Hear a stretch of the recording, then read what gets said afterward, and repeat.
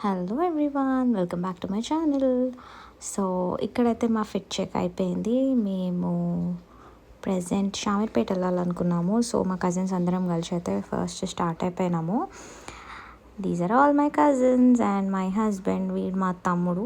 ఇంకో కజిన్ని ఇంకా తమ్ముడిని పిక్ చేసుకోవడానికి అయితే మేము సఫిల్ కూడా వెళ్ళిపోయినాము. అక్కడ నుండి స్ట్రైట్ వి వెంట్ టు షామీర్పేటలో దర్శనం అయిపోయినాక, యాక్చువల్గా షామీర్పేటకి వెళ్ళడానికి ఒక రీజన్ ఉంది. నాకు ఒక మొక్కు ఉండే, ఆ మొక్కు తీర్చుకున్నా. కొబ్బరికాయలు కొట్టి దేవుడికి మొక్కుకొని వి వెంట్ అహెడ్.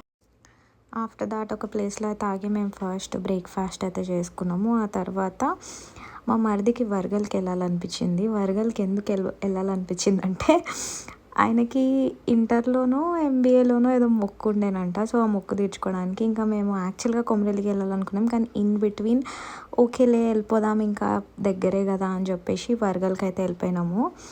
పనిలో పని మా మరిది మొక్కు అండ్ మాకు కూడా దర్శనం అయింది. నేనైతే నాకు తెలిసి నేను డిగ్రీ చదివేటప్పుడు వెళ్ళిన, అయితే మళ్ళీ ఇప్పుడు వెళ్ళిన వరగల్కి. సో దర్శనం చేసేసుకున్నాం. అండ్ అక్కడ నుండి అయితే మేము ఫస్ట్ కొమరవెల్లికి స్టార్ట్ అయిపోయినాం. కొమరవెల్లి మల్లన్న టెంపుల్కి మేము ఎవ్రీ ఇయర్ ఫ్యామిలీతో వెళ్తాము. సో లాస్ట్ 2 years నుండి అయితే మేము కజిన్స్ వెళ్ళిపోతున్నాం. ఇది కొమరవెల్లి కమాన్. ఇక్కడ అయితే ఎవ్రీ ఇయర్ వచ్చి మేము చిన్నప్పటి నుండి, నాకు తెలిసి నేను పుట్టినప్పటి నుండి, మా మమ్మీ వాళ్ళు చదువుకుంటున్నప్పటి నుండి ఎవ్రీ ఇయర్ వచ్చేవాళ్ళం. అండ్ ఎవ్రీ ఇయర్ గాజులు మ్యాండేటరీగా వేయించుకుంటాము.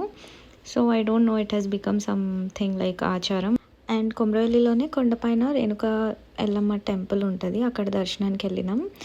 అక్కడ మా తమ్ముడు ఇంకా మా ఆయన కలిసి మా అన్నకైతే చిలక జోష్యం చెప్పించాలనుకున్నారు.